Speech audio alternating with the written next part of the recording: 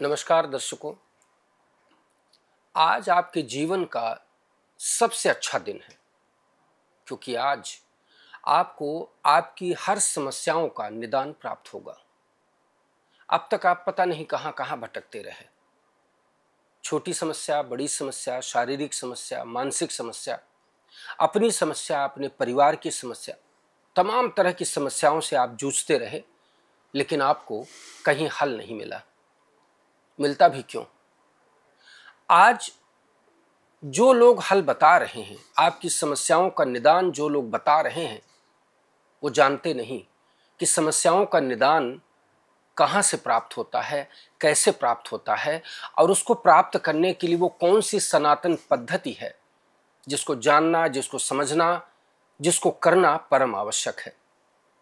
आज हमारे बीच, यह हमारे लिए सौभाग्य की बात है कि आज हमारे बीच परम श्रद्धेय 108 कुंडी अष्टलक्ष्मी गायत्री महायज्ञ को अखंड निरंतर बनाए रखने वाले, करने वाले, लोगों को जोड़ने वाले ऐसे महापुरुष हमारे सामने उपस्थित हैं, जिनसे आज हम अष्टलक्ष्मी गायत्री महायज्ञ की विस्तृत चर्चा करेंगे और आपकी हर समस्या का निदान अवश्य प्राप्त होगा। तो आइए स्वागत करते हैं परम पूज्य महाराज जी, पूज्य श्री विनेश्वराचार्य जी महाराज का। महाराज जी, बहुत बहुत अभिनंदन, बहुत बहुत स्वागत, बहुत बहुत धन्यवाद। आप आए यहाँ तक, इसके लिए बहुत बहुत धन्यवाद महाराज जी। जी, आपका भी बहुत बहुत धन्यवाद। ये हमारे लिए परम सौभाग्य की बात है महाराज जी। जी, मैं सच कहूँ, मैं इस फील्ड में लगभग 22-23 वर्ष हो गए मुझे। मैं तमाम बहुत सारे लोगों से मिला, बहुत तरह के लोग आए, स्टूडियो आए, तमाम तरह की समस्याओं को बताया उन्होंने, लेकिन मैंने एक चीज़ देखा कि लोगों को लाभ मिला नहीं। जी जी, या मिला तो पूरी तरह से नहीं मिला। जी जी जी। तो महाराज जी, क्या है ये आपकी पद्धति 108 कुंडी अष्टलक्ष्मी गायत्री महायज्ञ? गायत्री महायज्ञ तो तकरीबन सभी ने सुना है, जी जी। लेकिन अष्टलक्ष्मी, और इसके द्वारा कैसे समस्याओं का निदान होता है महाराज जी? क्या प्रत्येक समस्या का निदान अष्टलक्ष्मी गायत्री महायज्ञ से संभव है? जी जी, बहुत अच्छा आपने प्रश्न किया जो है तरुण जी। देखिए, एक कहावत है ना कि किसी की थाली अगर घूमती है तो वो व्यक्ति जो है हड़िया हमारे उसमें बोला जाता है, उसमें भी हाथ डाल करके जो है खोजने का प्रयास करता है। जबकि क्या संभव है कि कोई इतनी बड़ी थाली, इतने बड़े मुंह के बर्तन में, लोटा में कहीं जा सकती है क्या? नहीं जा सकती है। ठीक इसी तरीके से हमारे समाज की जो है विडंबना है। जब व्यक्ति के जीवन में समस्याएं आती हैं तो वो समस्याओं के समाधान के लिए जो जहाँ जैसा प्रलोभन देता है, जो जहाँ जिस तरीके से बुलाता है, वो करता है, तो आदमी वहाँ भागता है। उसको लगता है किसी भी तरीके से मेरी समस्या का समाधान हो जाए।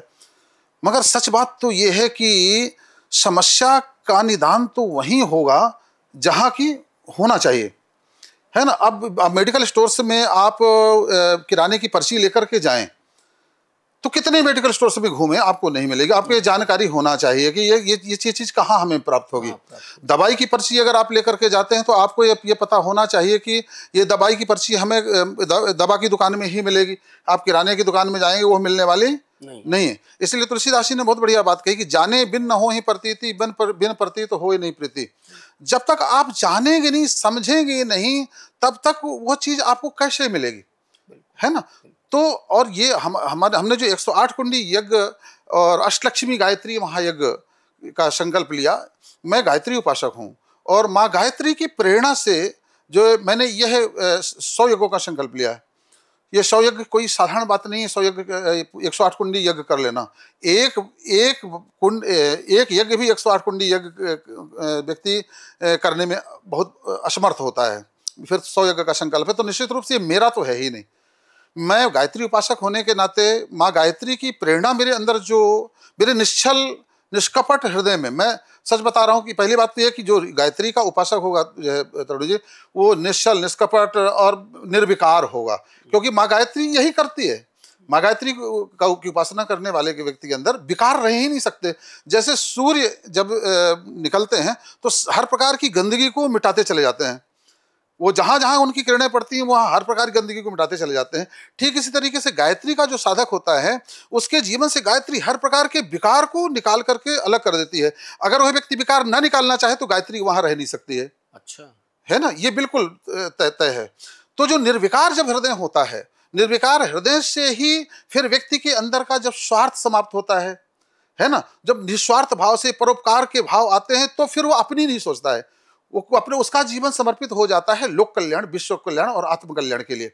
तो लोक कल्याण और विश्व कल्याण के लिए जब निकलता है तो फिर उसके अंदर भाव आता है कि अब विश्व कल्याण मैं कैसे करूं, क्या ज्वलंत समस्याएं हैं समाज की, परिवार की, व्यक्ति की, पर्सनल, उसके परिवार की, समाज की, देश की, विदेश की, पूरी सृष्टि की, उन समस्याओं पर उसका उस व्यक्ति का फोकस जाता है। मेरे अंदर भी वही बात आई कि व्यक्ति तरह तरह की समस्याओं से ग्रसित है और उन समस्याओं से ग्रसित होने के कारण जानते तो हैं कि जो है आजकल ढेर प्रकार की दुकानें खुली हुई हैं और उनके अंदर जो है केवल ज़्यादातर लोग जो है इसको प्रोफेशन बना करके चलते हैं कि हम लोगों की समस्याओं का समाधान करने के बदले हम किनसे कितना लूट लें, खसोट लें, कर लें। तो कोई दुकान, कोई मैं किसी का विशेष पर्सनल नाम नहीं लूंगा, मगर खोल करके बैठे हैं लोग, भटक रहे हैं यहाँ से वहाँ। मगर जब तक आप बेस पर नहीं जाएंगे, हमारी वैदिक परंपरा क्या रही है, वैदिक मर्यादा क्या रही है, हमारी समस्याओं का समाधान हमारे वेदों में छुपा है, हमारे शास्त्रों में छुपा हुआ है और उन शास्त्रों को आप उठा करके पढ़िए, देखिए, गायत्री में छुपा हुआ है। तो अब समस्याएं तो अनेकों हैं, जैसे किसी के पास संतान नहीं है, किसी के पास में धन नहीं है, किसी के पास में जो है तरह तरह के उसके केस चल रहे हैं, कोई फर्जी किसी को फंसा करके रखा है, कोई बीमारी से ग्रस्त है, कोई किसी माने कई प्रकार से जो है व्यक्ति परेशान है। अब उन परेशानियों के लिए जहां वो युद्ध स्तर पर अपनी लड़ाई भी लड़ रहा है, दूसरी तरफ से फिर जब जहां कोई कहता है कि भैया कि वो अगर एस्ट्रोलॉजर कहता है कि आओ तुम इसकी पूजा करवा लो, जो है ये तुम्हारे राहु का दशा चल रही है, कि केतु की दशा चल रही है, कि शनि की दशा चल रही है, तो बेचारा वो एस्ट्रोलॉजी के पास में भागता है। बिल्कुल, है ना। इसके बाद में कोई पत्थर बेचने वाला कहता है भैया ये पत्थर पहन लो तो तुम्हारा समाधान हो जाएगा। कोई कुछ नाना प्रकार, कोई भूत, कोई प्रेत, कोई पलित, कोई तरह तरह से लोग प्रलोभित कर रहे हैं और जो है उसकी समस्या दूर करने का दावा कर रहे हैं। मगर सच बात है कि लोग केवल परेशान हो रहे हैं। आज इसके दरवाजे जा रहे हैं तो कल उसके दरवाजे जा रहे हैं, तो परसों उसके दरवाजे जा रहे हैं। व्यक्ति स्वयं इस बात का पर विचार करेगा कि वास्तव में क्या ऐसा आपके साथ में हुआ है कि नहीं हुआ है। आपके साथ में जो समस्या हुई तो आप कितने दरवाजे पर गए होंगे, मगर वास्तविक दरवाजा आपने जो है खोलने का, खटखटाने का प्रयास नहीं किया है। हमारे शास्त्रों में वर्णित है, जब जब किसी प्रकार की चाहे व्यक्तिगत समस्या रही हो, चाहे पारिवारिक समस्या रही हो, चाहे सामाजिक समस्या रही हो, उसमें केवल यही, जब हमारे शास्त्रों को खंगाला गया, संतों के पास में जाया गया, तो केवल उन्होंने जो निर्विकार थे, उन्हें जिन्हें निस्वार्थी थे, जिन्हें उन्हें कुछ नहीं चाहिए था, केवल आपका कल्याण के लिए, तो यही कहते थे कि ऐसा करो, जाओ यज्ञ करो। महाराज दशरथ जी के चौथेपन में जब उनको ऐसा लगा कि यार सब कुछ तो है, मगर मेरे सब कुछ होने के बाद में मेरे पुत्र नहीं है, संतान नहीं है, आगे मेरी जो है ये राजकाज कैसे चलेगा, तब वो वशिष्ठ जी के पास में जाते हैं और जाकर के उन्होंने अपनी समस्या कही। बोले गुरुदेव, सब कुछ आपका दिया हुआ है, मगर मेरे पास में जो है संतान नहीं है, चौथापन आ गया है, फिर ये हमारा जो कुल परंपरा कैसे चलेगी आगे। तो उन्होंने यही कहा कि जो है हे राजन, जाइए आप जाकर के पहले यज्ञ करिए, यज्ञ से ही आपको पुत्र की प्राप्ति होगी। और जाकर के उन्होंने यज्ञ किया और यज्ञ से एक नहीं 4 पुत्र, धर्म, अर्थ, काम और मोक्ष रूपी राम, लक्ष्मण, भरत, शत्रुघ्न के रूप में उनको 4 पुत्रों की प्राप्ति हुई, है ना। ये जानते हैं आप। तो और भी पूरे शास्त्र, हमारे भागवत को ले लीजिए, चाहे रामचरितमानस को ले लीजिए, चाहे जितने वेदों को ले लीजिए, सब में सिर्फ यही हमारी समस्या का समाधान बताया गया है कि यज्ञ करो। अब ऐसा लगता है जो नास्तिक प्रवृत्ति के लोग होते हैं, अरे यज्ञ से क्या होगा भैया, यज्ञ में और तुम द्रव्यों को डाल दो, जला दो, हम जो है और कार्बन डाइऑक्साइड फैलाओगे, धुआं होगा, तरह तरह के जो नहीं समझते हैं।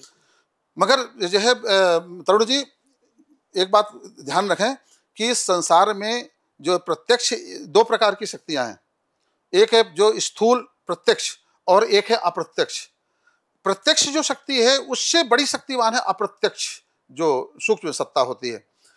जब सूक्ष्म सत्ता में विकृतियां आती हैं तो उससे जन जन प्रभावित होता है और वो समझ में नहीं आता। जैसे आप सांस ले रहे हैं मगर आपको पता नहीं चल सांस कहाँ, हवा कहाँ से आ रही, कहाँ से जा रही है, क्या हो रहा है आपको सब, मगर हाँ जीवन तो उसी से चल रहा है ना। इस बात अगर आप नाक बंद करके बैठ जाएं तो क्या आपको आपका जीवन रहेगा? मर जाएंगे। मगर वो आपको दिखाई तो नहीं दे रहा ना, मगर जीवन उसी सांस से चल रहा है।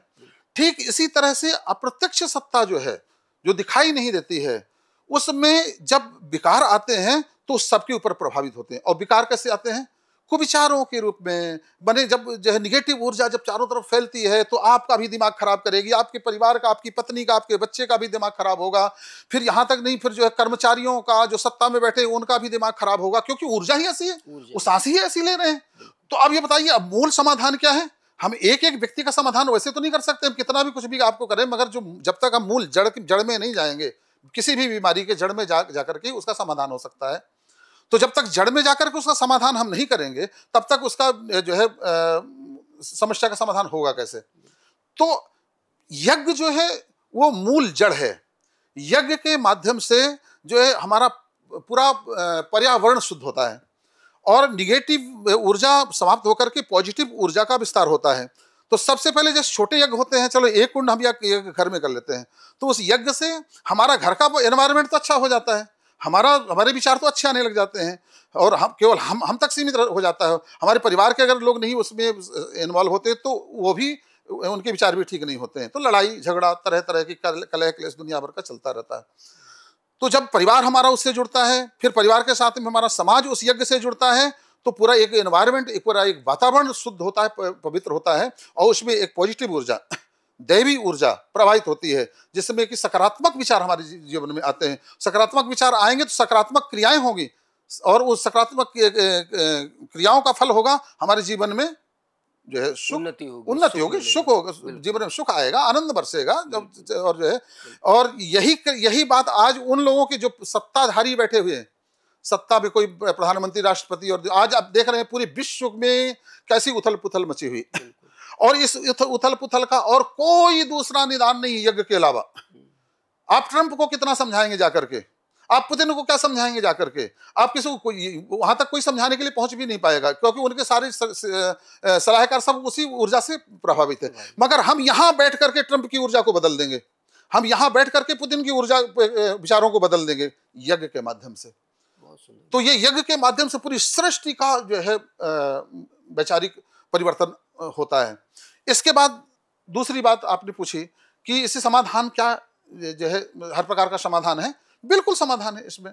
देखिए, जब इस सृष्टि को भगवान ने बनाया, और बनाने के बाद में जब समुद्र मंथन से लक्ष्मी जी का अवतरण हुआ, सब जानते हैं, समुद्र मंथन से लक्ष्मी जी का अवतरण हुआ, तो उस समय पर एक लक्ष्मी नहीं आई, अष्टलक्ष्मियां आई। अच्छा, अष्टलक्ष्मियां, उससे लक्ष्मी जी के पीछे अष्टलक्ष्मी भी जो है आई, और भगवान ने उन सबको अपना अपना कार्य दिया। देखो, मैं ये पूरी सृष्टि की रचना रचा हूं, इसमें आप लोग मेरी सहधर्मिणी होने के नाते आप लोगों को क्या कार्य करना है?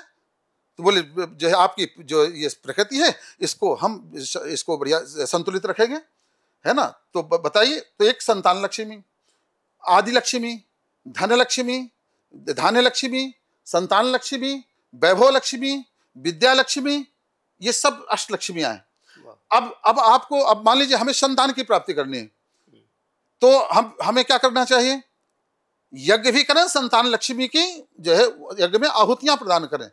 संतान लक्ष्मी का मंत्र होता है, वो जब हमसे कोई जुड़ता है व्यक्ति और जो उसकी समस्या होती है, तो उस मंत्र को हम जो है बाई पोस्ट कुरियर के माध्यम से उसके पास में वो उसकी समस्या का समाधान भी भेजते हैं, और उस मंत्र को लिख करके भेजते हैं, और कैसे आपको क्या करना है वो हम जो है उसका समाधान देते हैं।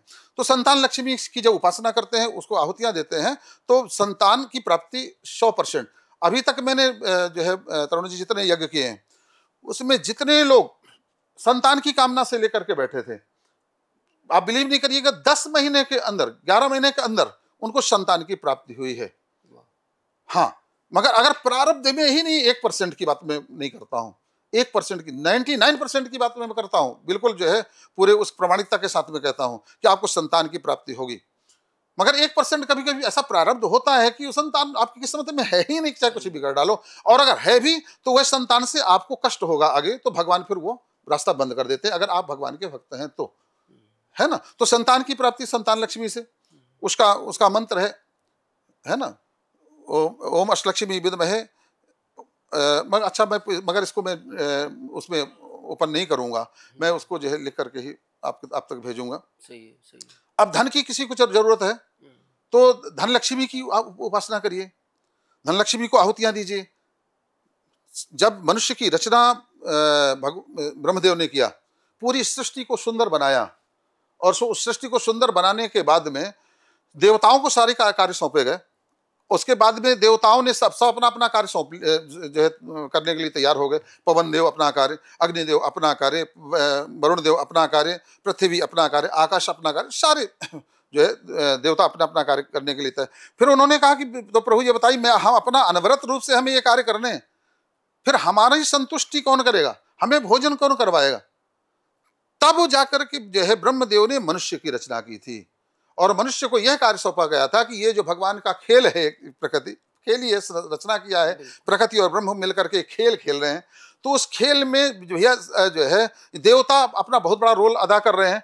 तो रे मनुष्य, तुम्हें जो है इन देवताओं को यज्ञ के माध्यम से, आहुतियों के माध्यम से इनको तुम्हें संतुष्ट करना है। देवताओं को भोजन कैसे मिलता है? यज्ञ के द्वारा, यज्ञ के द्वारा मिलता है। भाई हम लड्डू पेड़ा भले चढ़ा दें, हमारी भावना है, मगर हम ही खाते हैं लड्डू पेड़ा, भगवान नहीं खाते हैं, देवता नहीं खाते हैं।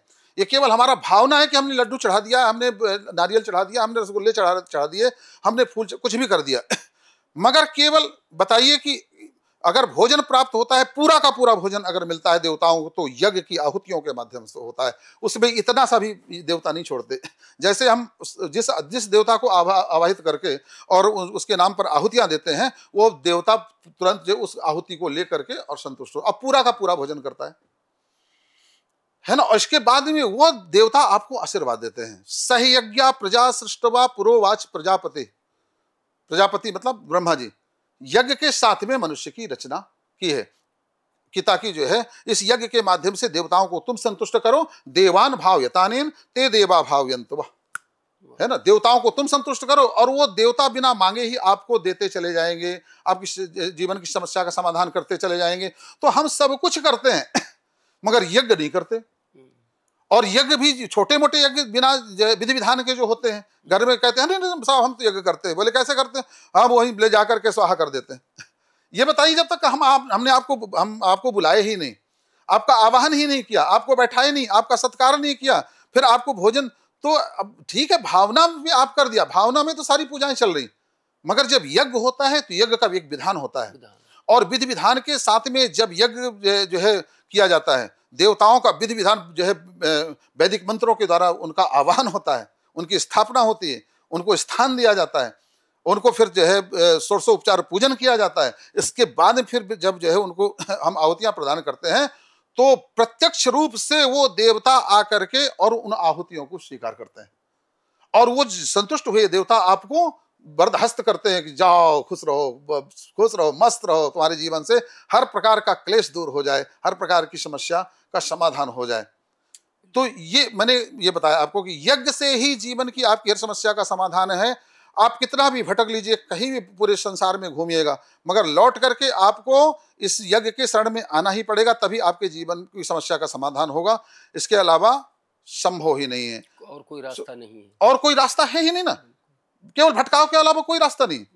भटकते भटकते आदमी इस दुनिया से चला जाता है, मगर जो है, और अब इस समय व्यक्ति क्या है, केवल दिखावे की दुनिया में भागता है। अरे फलाने का बैनर बहुत बड़ा, अरे फलाने वहां भेड़ चाल व्यक्ति चलता है। और सबसे बड़ी समस्या यह है कि व्यक्ति कुछ करना नहीं चाहता है, कोई दूसरा ही करके उसको दे दे। ये कैसे संभव है भाई? हम आह्वान करते हैं, लोगों को बुलाते हैं, तो हम उनको भी बुलाते हैं और उनसे आहुतियां भी डलवाते हैं। किसी कारणवश अगर वो नहीं आ पाते हैं तो संकल्प उनके नाम का करके, और जो है फिर आहुतियां उनके नाम की, उनकी समस्याओं के समाधान के लिए हम यज्ञों में 108 कुंडी यज्ञ जब हमारे होते हैं, कहीं भी होते हैं, तो उनके नाम की यह संकल्प से आहुतियां डलवाई जाती हैं। और उनका छोटा सा वीडियो बना करके भी उनको हम प्रेषित करते हैं कि ये देखिए, आपको इस ब्राह्मण के नाम से जो है आपके समस्या का समाधान के लिए ये आहुतियां डालेगी। उसका जो छोटी मोटी जो दक्षिणा होती है, वो दक्षिणा जो है आप उसके माध्यम से यज्ञ के लिए, घी के लिए हमें कुछ नहीं चाहिए। मैं एक डॉक्टर हूँ, मैं चिकित्सा में ही अगर मैं कमाई करने की बात होती है, मैं बहुत कमा लिया हूँ और भी कमाता, मगर मेरा उद्देश्य कमाई का है ही नहीं। 4 दिन की जीवन है तरुण जी, और ये जीवन केवल परोपकार के लिए मिला हुआ है। तो मेरी माँ गायत्री ने मुझे परोपकार के लिए लगाया है। सहयोग के माध्यम से मैं जीवन संसार की हर समस्या का समाधान करूं, ये मेरी गायत्री का जो है आदेश है, और वह मैं कर रहा हूं। तो कैसी भी समस्या हो, आप आइए और हमें बताइए उस समस्या को, और उस समस्या का समाधान अवश्य हम 100% जो है माँ गायत्री की कृपा से, मैं कुछ नहीं करूंगा, माँ गायत्री आपकी समस्या का समाधान यज्ञ के माध्यम से अवश्य करेगी। और हमारे जब 108 कुंडी यज्ञ होते हैं, उन 108 कुंडी यज्ञ में आप जो है यजमान बने। हमारा एक जो है स्लोगन हमने दिया है कि जीवन की हर समस्या का समाधान अष्टलक्ष्मी गायत्री महायज्ञ में बने यजमान। यजमान तो आपको बनना पड़ेगा, अगर नहीं आ सकते तो वहीं से बनिए, क्योंकि विधि विधान के साथ में ही जब कोई कार्य किया जाए तो वो सफल होता है। तो ये हमारे जो है अष्टलक्ष्मी गायत्री, आपने ये पूछा अष्टलक्ष्मी गायत्री यज्ञ जी, गायत्री यज्ञ की क्या महिमा है जी। तो गायत्री यज्ञ की महिमा तो मैंने यज्ञ की महिमा मैंने बताया, और अष्टलक्ष्मी मैंने जो गायत्री के साथ में अष्टलक्ष्मी जो मैंने जोड़ा, बिल्कुल है ना, उसका कारण यही है। गायत्री तो सब कुछ देने वाली है, गायत्री सब कुछ देने। स्तुता मया वरदा वेद माता प्रचोदयंताम पावमानी दुजानाम आयु प्राणम प्रजाम पशुम कीर्तिम द्रविणम ब्रह्मवर्चसम मह्यम दत्वा ब्रजत ब्रह्मलोकम। ये गायत्री देती है। क्या देती है? आयु। व्यक्ति को आयुवान माने उसकी आयु पूरी आयु जीता है वो व्यक्ति, बीमारी नहीं होती, और जो है इसके बाद में आयु आयु आयु प्राणम, आयु आपके पास में हो, व्यक्ति के पास में आयु हो, मगर उस प्राणवान ना हो व्यक्ति तो किसी काम का नहीं होता। देखते हैं लोग कैसे रो धो करके जीवन जी करके चले जाते हैं। प्राणवान होना बहुत आवश्यक है ना। तो प्राणवान बनाती है व्यक्ति को, जहां जाए तो लगे कि यार कोई व्यक्ति आया था, क्या सुंदर विचार थे, क्या सुंदर उसका व्यक्तित्व था। प्राणम प्रजाम, प्रजाम का मतलब होता है आपके जो है आपके फॉलोवर, आपको चाहने वाले, आपको लाइक करने वाले, है ना, फॉलोवर आपको बढ़ते हैं। पहले प्रजाम का मतलब यही होता था। प्रजाम, फिर आता पशुम। पहले पशुधन होता था, गोधन, गजधन, बाजीधन, है ना, ये धन के अंतर्गत आते थे ना। तो पहले पशुधन हुआ करता था, तो उसको जो है अब वही धन क्या है, पशुम की जगह पर घोड़ा, गाड़ी, बंगला, ये सब आपकी जो सुंदर व्यवस्थाएं हैं वो भी गायत्री देती है ना। आयु प्राणम प्रजाम पशुम कीर्तिम, आपकी कीर्ति चारों तरफ फैलती है। कोई माने आप जहां भी जाएंगे स्वाभाविक रूप से आप जो है आपकी कीर्ति, जैसे सूर्य निकलता है तो सूर्य को बताना थोड़ी पड़ता है कि मैं सूर्य हूँ, उसके प्रकाश से स्वयं ही जो है लोग जानते करिए सूर्य देवता हैं, सबको जो है प्रणाम करो। ठीक इस तरीके से व्यक्ति कीर्ति ऑटोमेटिक फैलती हुई चली जाती है, क्योंकि गायत्री का प्रकट उसके अंदर हुआ ना। आयु प्राणम प्रजाम पशुम कीर्तिम द्रविणम, द्रव्य धन दौलत, द्रविणम ब्रह्मवर्चसम, ब्रह्मवर्च के बाद में ब्रजत ब्रह्मलोकम, ब्रह्मलोक की प्राप्ति भी होती है, ये गायत्री ही देती है। अब इसके बाद भी जब सब कुछ देती है तब आप कहेंगे कि फिर अष्टलक्ष्मी, यही आपने प्रश्न शायद अभी किया भी था, तो फिर अष्टलक्ष्मी जोड़ने का क्या रीजन है? तो अष्टलक्ष्मी जोड़ने का रीजन मेरा सिर्फ ये है कि देखिए, च्यवनप्राश खाइए आप, च्यवनप्राश से शरीर बढ़िया मस्त रहता है। सब कोई माने कोई पर्टिकुलर एक अंग के लिए च्यवनप्राश नहीं होता है। आपका लीवर भी ठीक करेगा, आप किडनी भी ठीक करेगा, आपके लंग्स भी वो ठीक रहेंगे, आपका हार्ट भी, माने पूरे बॉडी का के लिए फायदेमंद है। मगर जब मान लीजिए किसी कारण बस किसी पर्टिकुलर किसी अंग में समस्या आ जाती है, अब हाथ कट गया आपका, च्यवनप्राश ठीक करेगा क्या? कहीं किसी प्रकार किसी अंग में कोई समस्या आ गई, कोई बीमारी होगी, तो च्यवनप्राश तो ठीक नहीं करेगा। च्यवनप्राश खाते रहिए, ठीक है, इम्यूनिटी को बढ़ाएगा, मगर उस अंग में आपको तुरंत कुछ मरहम, कुछ जो है वो लगाना पड़ेगा, इन्फेक्शन ना हो। ठीक इसी तरीके से जब हमारे जीवन में गायत्री है, अच्छी बात है, गायत्री का जब तो सभी को करना ही चाहिए, और गायत्री से जीवन हर समस्या का समाधान होता है। मगर बाई द वे किसी कारणवश, संयोगवश, हमारे प्रारब्धवश, हमारे भाग्यवश कहीं किसी प्रकार की समस्या आपके जीवन में आती है, फिर उस समस्या के समाधान के लिए हमारे अष्टलक्ष्मियां हैं। चलो साहब, संतान नहीं हो रही है, संतान है तो नालायक है, पढ़ती लिखती नहीं, आवारा हो गई है, उसके लिए आप संतान जो है उस संतान के लिए हमारा जो है ये संतान लक्ष्मी की आप उपासना करें, वो करें, उसके लिए उसका विधि विधान हम बताते हैं। ऐसे पूरी धन लक्ष्मी सब जितने भी हैं, इनके लिए हम ये यज्ञ करते हैं और लक्ष्मी के और गायत्री के माध्यम से हम आहुतियाँ प्रदान करते हैं। अर्थात हर समस्या का समाधान है जी, अष्टलक्ष्मी गायत्री महायज्ञ। गायत्री महायज्ञ। जी, बहुत अद्भुत बात महाराज जी, पहली बार ऐसा मेरे जीवन में ऐसा जी, ये सुनने को अवसर मुझे प्राप्त हो रहा है। जी, अभी तक तो बहुत कुछ देखा सुना, लेकिन ये पहली बार है कि एक सनातन पद्धति जो है, जो हमारे वेदों में लिखी है, जी, जो ग्रंथों में है, जी, जो स्वयं भगवान ने बताया कि भाई गायत्री की उपासना से इतना कुछ प्राप्त होता है। तो दर्शकों, मैं तो यही प्रार्थना करूंगा कि आप नीचे जो नंबर्स फ्लैश हो रहे हैं उन नंबर्स पे आप संपर्क करें। किसी भी तरह का आपको कष्ट है, किसी भी तरह की परेशानी है, किसी भी तरह के अभाव में हैं आप, कहीं किसी भी तरह का कष्ट है, चाहे वो शारीरिक हो, मानसिक हो, किसी मुकदमे में आप फंसे हुए हैं, किसी से कष्ट पा रहे हैं, कोई आपको मारने के लिए प्रयास कर रहा है, या कहीं कोई आपकी बड़ी हानि हो रही है, या आपका स्वास्थ्य विकार हो गया है, किसी भी तरह का कोई भी कष्ट है, तो उस कष्ट के निवारण के लिए आप नीचे दिए गए नंबर्स पर संपर्क करें और अपने कष्टों का निवारण पाएं, अपने कष्टों से मुक्त हों आप, और सुखी रहें और निरोगी रहें, यही आपसे प्रार्थना है। अगला प्रश्न महाराज जी से करते हैं। महाराज जी, मानव जीवन का उद्देश्य क्या है? बहुत सुंदर आपने तरुण जी बहुत सुंदर प्रश्न किया है ये। हाँ, और इस प्रश्न को तो मैं समझता हूँ जो सबके अंदर ये भाव आना चाहिए। बिल्कुल।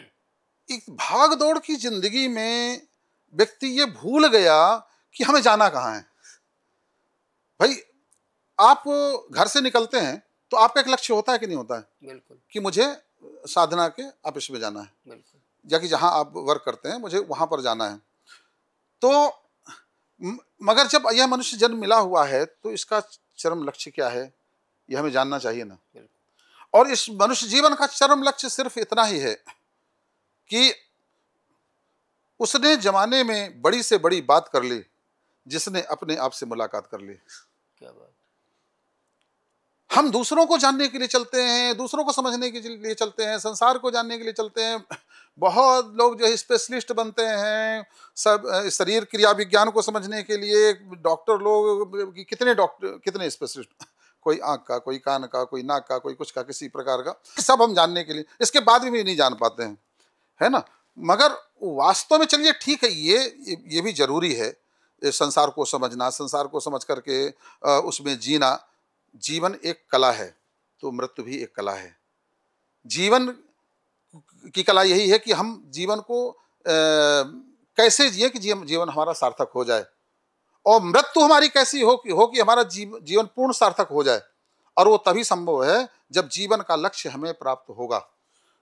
भगवान बुद्ध और जितने भी संत महात्मा हुए हैं, केवल इसी को जानने के लिए, जो आपने प्रश्न किया, इसी को जानने के लिए उन्होंने अपना घर द्वार छोड़ा है और तपस्या के मार्ग पर चले हैं।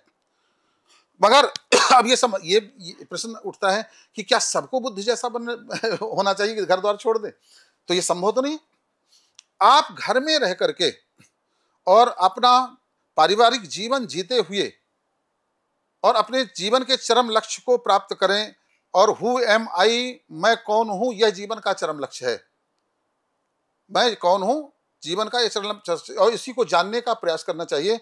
तो बोले महाराज जी अब बताइए कि जीवन जानने का हु एम आई के लिए तो सब कुछ छोड़ना पड़ेगा। मगर ये ऐसा जरूरी नहीं।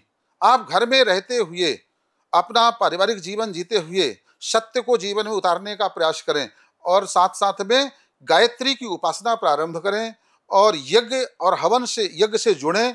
यज्ञ से आप जुड़ेंगे तो क्या होगा, आपके जीवन में समस्याओं का समाधान होगा, और आपका मन जो है परमात्मा में लगेगा। आपको अपने निज स्वरूप को जानने के लिए लगेगा, ध्यान में लगेगा, योग में लगेगा। जीवन में अगर समस्याएं बनी रहेंगी तो भूखे भजन न हो गोपाला, धरिल्या आपन कंठी माला, हमारे बघेलखंडी की जो है वो है कहावत है कि भैया अगर जीवन में समस्याएं हैं तो ये प्रश्न कहाँ उठने देगा कि अब मेरे जीवन का चरम लक्ष्य क्या है।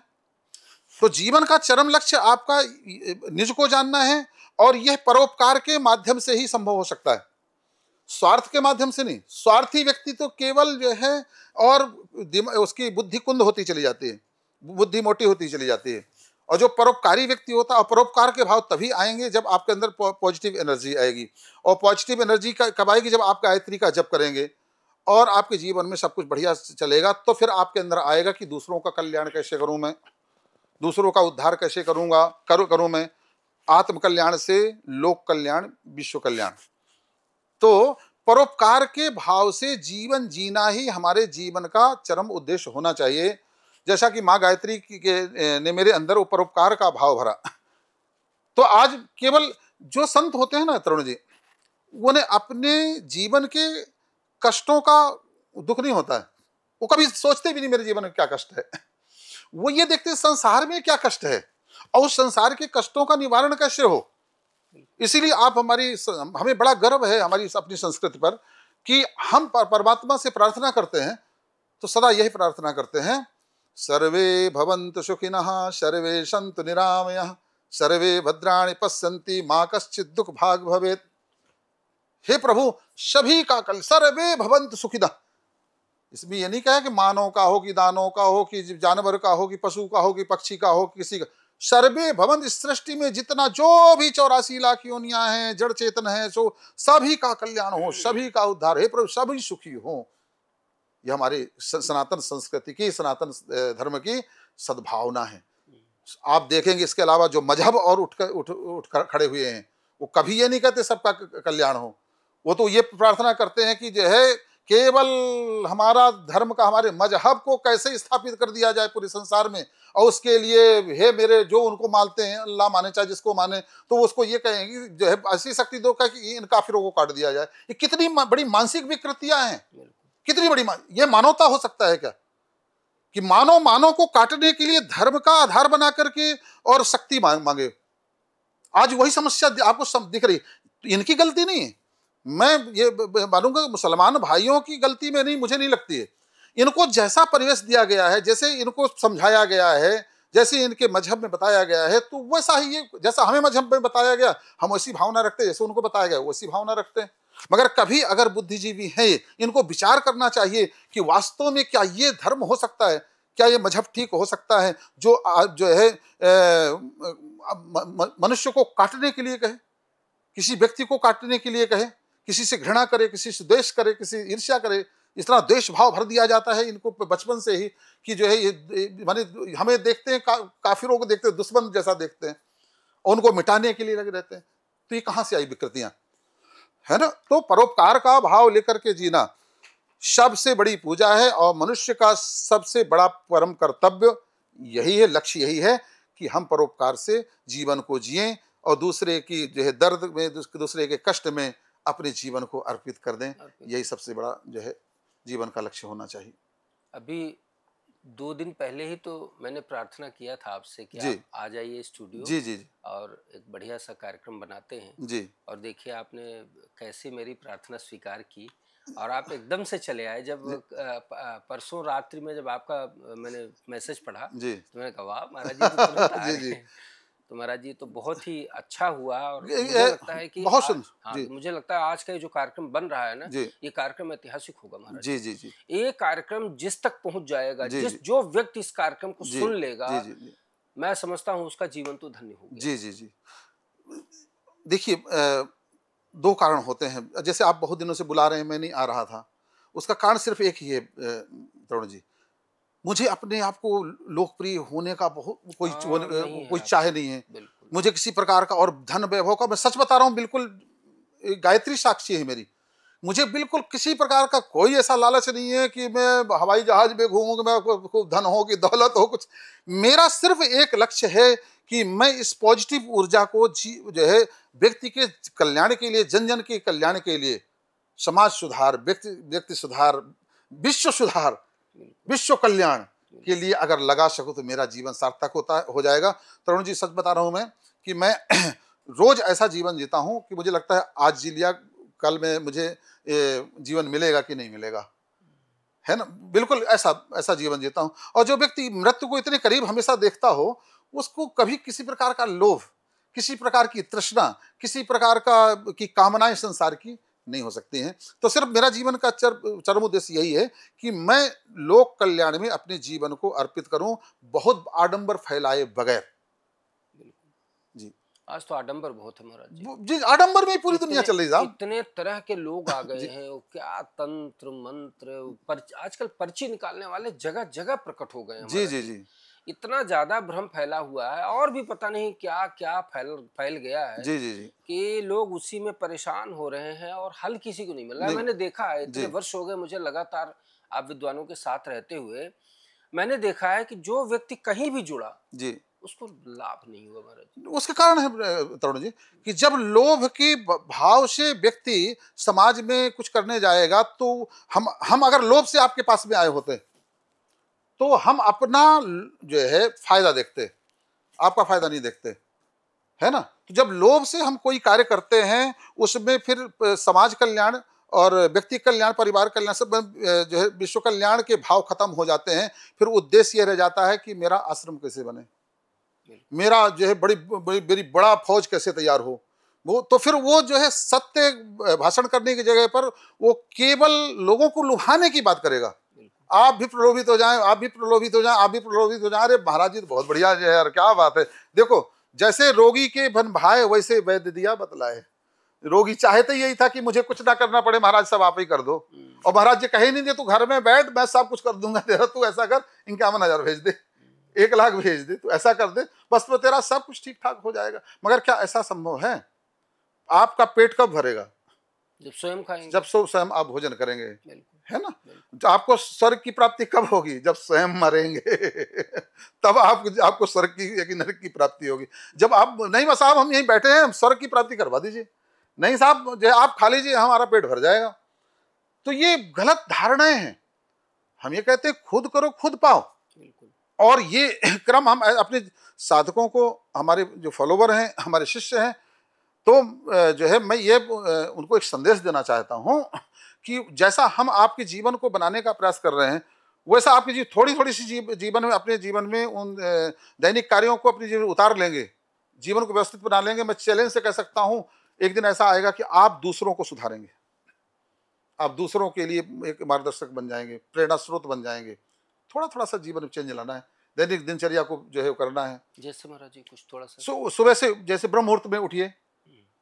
देखिए सबका एक मुहूर्त होता है, आपके दूध वाले का भी एक मुहूर्त होता है कि दूध वाला बोले कितने टाइम आता है 8 बजे आता है। 8 बजे अगर आप नहीं मिले, आपके घर में ताला लगा, तो दूध वाला चला जाएगा। विचार करिए, जब सही मुहूर्त में आपको दूध वाले ने दूध नहीं दिया, तो जिस ब्रह्म से परमा आनंद आपके जीवन में आना है, जो ब्रह्म सुख स्वरूप है, दुख नाशक है, सारी समस्याओं का समाधान करने वाला है, आनंदमयी आपका जीवन बनाने वाला है, जब उसका आप मुहूर्त ही आप ध्यान नहीं रखेंगे तो वो कब आया कब चला गया पता भी नहीं चलेगा। इसीलिए जीवन में लोग कहते हैं माला करते हैं, साधना करते हैं, उपासना करते हैं, जप करते हैं, तप करते हैं, मगर इसके बाद में उसका फल दिखाई नहीं देता। ये बताइए, गेहूं के सीजन में गेहूं बोएंगे आप खेत में, तभी ना गेहूं पैदा होगा। नहीं साहब गेहूं के समय पर हम धान बो दें तो क्या होगा? नहीं होगा, उस फसल ही नहीं होगी। तो सबका एक समय होता है।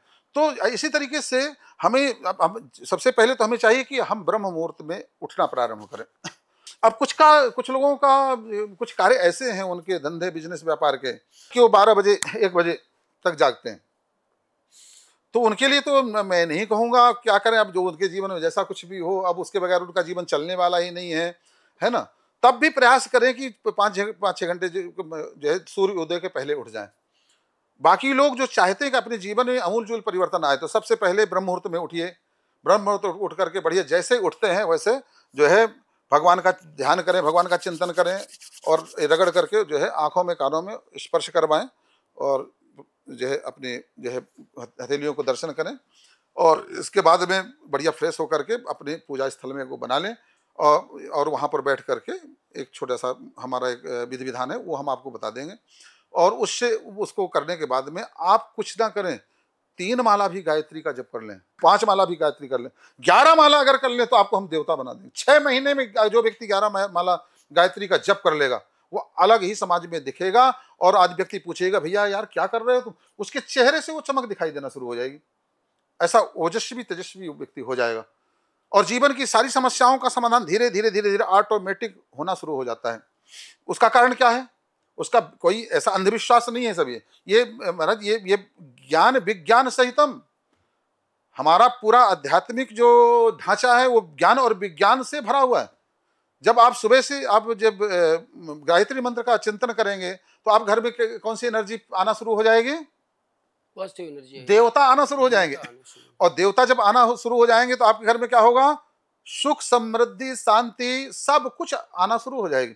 और अगर आप राक्षसी भाव लेकर के बैठे हुए हैं और आप जो है 8 बजे सो करके उठते हैं और ना जप करना ना तप करना, तो उस ऐसे घर में कौन निवास करता है? राक्षस निवास करते हैं। राक्षस भाई देखो, दोनों दो ही शक्तियां हैं ना, दोनों को स्थान चाहिए। वो भी कहता, हम वो भी ढूंढता है कि मेरा स्थान कहाँ मिलेगा भैया, मेरे अनुरूप कहाँ है। तो वो राक्षसी जो ऊर्जा होती है राक्षसों की, वो आ जाती है आपके घर में। और राक्षसों का काम क्या है? लड़ना, मरना, काटना, ये करना, वो करना, जो है माने हाहाकार मचा देना। तो वही प्रारंभ हो जाता है। तो जब आप अपने जीवन की थोड़ी थोड़ी सी जीवन में परिवर्तन लाते हैं और उसको करते हैं और नियम बना लेते हैं, तो फिर क्या होता है? आपके जीवन सुखी हो जाता है, आनंदमय हो जाता है। तो थोड़ा सा बताएंगे। उसके बाद में जप के बाद में थोड़ा सा एक छोटा सा कुंड रख लें और आहुतियाँ भी जो है जिसके जिस जीवन में जैसी समस्या है उसका वैसा मंत्र हम बताएंगे आपको उसके माध्यम से, कॉल के माध्यम से। आपकी समस्या क्या है, वो समस्या जो आप हमारे उसमें रखिए और उसका हम समाधान आपको ऑन कॉल के माध्यम से बताएंगे। उसका समाधान भी बताएंगे, उसका मंत्र भी बताएंगे और साथ साथ में हमारे जो है यज्ञों में अष्टलक्ष्मी श्री यंत्र हमारा विद्वान आचार्यों के द्वारा सिद्ध किया हुआ होता है, उसको भी अपनी पूजा स्थली में रखें। और फिर जैसी भी समस्या हो, समस्या के मंत्र के साथ में, और कुछ उसको रखने की में कोई खासा नहीं लगता। धूप दीप नहीं, जैसा आप पूजा करते हैं और सुबह शाम केवल दीपक जला देंगे, उतने में ही आपके घर में बरकत प्रारंभ हो जाएगी। और देखेंगे आप धीरे धीरे आपके जीवन से, आपके घर के, आप परिवार से समस्याएं ऐसे भागना प्रारंभ कर देंगी। अरे भैया, यहाँ रहना अब तो संभव नहीं है, क्योंकि यहाँ आप कौन आ गया है? यहाँ देवता आ गए हैं, यहाँ जो है वैचारिक परिवर्तन हो गया है। तो सब भाग करके खड़े हो जाएंगे। किसी की हिम्मत नहीं होगी जो है तरुण जी, कि आपके घर के अंदर निगेटिव ऊर्जा प्रवेश कर, भूत बलाए, किसी प्रकार कोई भी राक्षस, कोई भी ऐसी वृत्तियां आपके घर में हो जाएं, प्रवेश कर जाएं। हम कहते हैं ना, जैसे लोग कहते हैं बहुत बड़ा जादूगर है, बहुत बड़ा वो जो है वो तंत्र मंत्र जानता है। हम कहते हैं हमारे ऊपर करके बताओ भाई, हमारे ऊपर करके बताओ। तो भाग खड़ा हो गए, बोले गुरुदेव आपके ऊपर संभव नहीं। क्यों संभव नहीं है? क्योंकि हमारे अंदर वो गायत्री विराजमान है, वह पॉजिटिव ऊर्जा जो है विराजमान है। इसलिए तो छोटे मोटे जो है वो लेकर के अपने जीवन को परिवर्तित किया जा सकता है। महाराज जी, आपसे जुड़ने का एक बड़ा ही अच्छा सुअवसर है। अभी 3 से 9 नवंबर आपकी शुक्रताल में कथा है। जी जी। और उसमें भी 108 कुंडी यज्ञ हो रहा है। जी जी जी। हाँ। तो दर्शकों, आपके लिए बड़े ही परम सौभाग्य की बात है, अभी 3 से 9 नवंबर महाराज जी की शुक्रताल में कथा है। और कथा के साथ साथ 108 कुंडी अष्टलक्ष्मी गायत्री महायज्ञ का भी भव्य दिव्य आयोजन हो रहा है। आप उसमें यजमान बन सकते हैं। ऐसे यज्ञ महाराज जी साल में कई करते हैं, उन यज्ञों से जुड़ सकते हैं आप यजमान बन सकते हैं, महाराज श्री से कथा करा सकते हैं और अपने जीवन को धन्य बना सकते हैं। महाराज जी, एक बहुत मुख्य अंतिम प्रश्न आपसे पूछेंगे महाराज जी। हालांकि चर्चा तो निरंतर अब चलती ही रहेगी। महाराज जी, आपके जीवन का उद्देश्य क्या है, एक बात। और दूसरी बात ये कि ये 108 कुंडी यज्ञ जो है अष्टलक्ष्मी यज्ञ, इसी का ही संकल्प आपने क्यों लिया? बहुत सुंदर प्रश्न। इसका प्रश्न वैसे जो है अप्रत्यक्ष रूप से मैं आपको दे चुका हूं कि मेरे जीवन का उद्देश्य केवल लोक कल्याण, विश्व कल्याण, आत्म कल्याण है। और केवल यज्ञ के माध्यम से ही जन जन का कल्याण संभव है। जैसे जड़ में आप पानी डालें तभी वृक्ष का पोषण होगा। आप पत्तों को कितना भी धोते रहें, कुछ भी करते रहें, इससे क्या जो है आप संभव है कि सारे पत्तों को धो दें, सारे पत्तों में आपको कर नहीं, संभव नहीं है ना। मगर अगर जड़ में, मूल में अगर आप जल डालते हैं तो उससे सारे पेड़ का ऑटोमेटिक पोषण हो जाएगा। ठीक इसी तरीके से मेरे 108 कुंडी अष्टलक्ष्मी गायत्री महायज्ञ 100 यज्ञ का संकल्प लेकर के मैं चल रहा हूं। उसका सिर्फ उद्देश्य यही है कि इससे जन जन का कल्याण हो, लोक कल्याण हो, विश्व कल्याण हो, आत्म कल्याण हो। और साथ में मैं ज्यादातर हमारे यज्ञ का आयोजन तीर्थों में होता है, सप्तगंगाओं के किनारे होता है। तो वहां पर जब हमारे आयोजन होते हैं तो डबल लाभ होते हैं। एक तो तीर्थ सेवन 7 दिन वहां करने का अवसर मिलता है, गंगा में डुबकी लगाने का। अब जो है इसके बाद तीर्थों के किनारे जाकर के जब कोई यज्ञ आहुतियां और सत्कर्म किए जाते हैं, सहस्त्र गुना फल देने वाले होते हैं। तो ये सौभाग्य की प्राप्ति होती है हमारे हमसे जुड़े हुए लोगों को कि सप्त गंगाओं के किनारे तीर्थों में जाकर के उनको यज्ञ हवन करने का, और साथ में श्रीमद् भागवत या श्री राम कथा का भी आयोजन रहता है साथ साथ में। तो यज्ञ और यज्ञ के साथ में जो है हमारा ये ज्ञान यज्ञ श्रीमद् भागवत या श्री राम कथा को लेकर के हम चलते हैं, ताकि उसका अंदर बाहर से हर प्रकार से उसका जो है शोधन हो जाए और उसका जो है कल्याण हो जाए। जी महाराज जी, अंत में अपने आज के समय में अपने युवाओं के लिए कोई संदेश अगर आपका हो तो 2 शब्द। युवाओं के लिए मैं केवल एक संदेश दूंगा कि संस्कार से जुड़िए। संस्कार मतलब चैनल से नहीं बोल रहा हूं, संस्कार अपने जीवन में उतारने का प्रयास करिए। विकास, मर्यादाहीन विकास और विकासहीन मर्यादा दोनों बहुत खतरनाक है। क्या? बिल्कुल। विकासहीन मर्यादा और मर्यादाहीन विकास, है ना। मर्यादा बहुत है मगर विकास कुछ नहीं कर पा रहे हैं, है ना। और विकास आपने बहुत कर लिया मगर मर्यादा को आपने भूल गए, अपनी संस्कृति को भूल गए, तो सर्वनाश हो जा रहा है। आज लोग विकास बहुत कर रहे हैं मगर मर्यादा को भूल रहे हैं, संस्कारों को भूल रहे हैं। इसलिए संस्कारों को अपने जीवन में उतारिए, और गायत्री से सुंदर संस्कार आपके जीवन में कहीं कुछ हो नहीं सकता है। तो आइए हमारे साथ में चलिए, हम आपको गारंटी देते हैं कि आपको, आपके परिवार को, माता पिता सभी को और पूरे परिवार को हम स्वर्ग में बना देंगे। हमारे जीवन का उद्देश्य यही है कि धरा में राम राज्य की स्थापना, स्वर्ग का अवतरण। बहुत सुंदर महाराज जी, आप आए, ये हमारे लिए परम सौभाग्य की बात है। और मैं तो कहूँगा जो दर्शक आज आपसे जुड़े हैं या आगे जुड़ेंगे वो बड़े सौभाग्यशाली होंगे कि तमाम तरह की भ्रांतियों, दिग्भ्रांतियों, तमाम विसंगतियों, धर्मांधताओं से लिप्त न हो करके एक श्रेष्ठ मार्ग पर चलेंगे, सनातन मार्ग पर चलेंगे, ग्रंथों के मार्ग पर चलेंगे। महाराज जी, एक चीज बहुत अच्छा लगता है, कलयुग के 5 गकार कहे गए हैं जी, गोपाल, गुरु, गाय, गंगा और गायत्री। ये 5 पंच गकार हैं जिनसे जुड़ करके ही इस कलयुग में श्रेष्ठ जीवन व्यतीत किया जा सकता है और मानव जीवन को सार्थक किया जा सकता है। तो दर्शकों, यही प्रार्थना है आप सबसे कि आप अपने जीवन को श्रेष्ठ बनाएं, मानव जीवन के उद्देश्य को समझें, उसको सार्थक करें, अपने जीवन के लक्ष्य को पूर्ण करें, अपना और अपनों का कल्याण करें। नीचे दिए गए नंबर्स पर संपर्क करें, पंच गकार से जुड़कर परम पूज्य महाराज जी के सानिध्य में जो 108 कुंडी अष्टलक्ष्मी गायत्री महायज्ञ हो रहे हैं, उन यज्ञों में सहभागी बने, यजमान बने, गायत्री माँ की आराधना करें और अपने जीवन को धन्य बनाएं। महाराज जी, आप आए, इसके लिए बहुत बहुत धन्यवाद। धन्यवाद। दर्शकों, आपका नमस्कार।